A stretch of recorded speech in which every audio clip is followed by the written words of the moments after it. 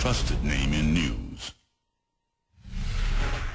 Well, summer is peak season for Lyme disease, a painful and sometimes debilitating infection spread by deer ticks. Some doctors are even calling it an epidemic. But Elizabeth Cohen reports this morning the medical community is split on how to approach the disease. And she's here now with more on that. Good morning, Elizabeth.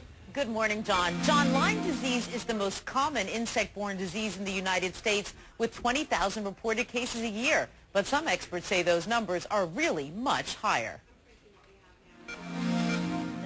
This was Mandy Hughes 3 years ago. She limped, had problems with balance, and constant headaches and joint pain. It literally feels like you got into a severe car accident, like you were hit by a Mack truck, and you were allowed no medical attention.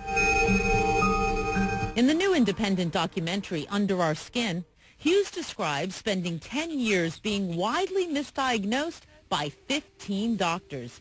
She claims one even accused her of making it up. You're an attractive girl, and obviously you don't feel like you're getting enough attention. Today, Hughes says after a Lyme disease diagnosis and 15 months of antibiotics, she still feels the lingering effects of the disease, but the everyday pain has subsided. Have a seat in here. Some Lyme specialists worry that many patients like Hughes are misdiagnosed. My view is we have an epidemic of Lyme disease. Patients don't always have the classic Lyme symptoms, like a bullseye rash or swollen joints. Physician may not think of Lyme disease, may not test for Lyme disease, and therefore a person may be infected for months, maybe even years, without knowing it. Fallon says even the standard blood test fails to detect the infection at least 20% of the time.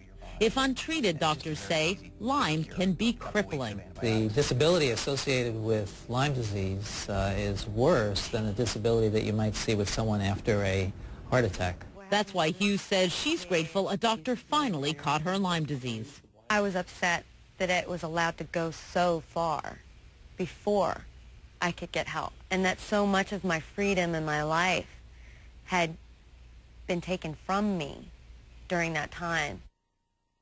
So much about Lyme disease is controversial. For example, Hughes and others say they needed more than a year of antibiotics to get healthy again. But the Infectious Disease Society of America, those doctors say just a few weeks of antibiotics usually help most people. John? Yeah, it's a difficult disease for some people to get through. Elizabeth Cohen for us this morning. Thanks very much. Thanks. Good information on that. This is already, by the way, the most emailed story on CNN.com. For more information on this and other health stories, go to CNN.com.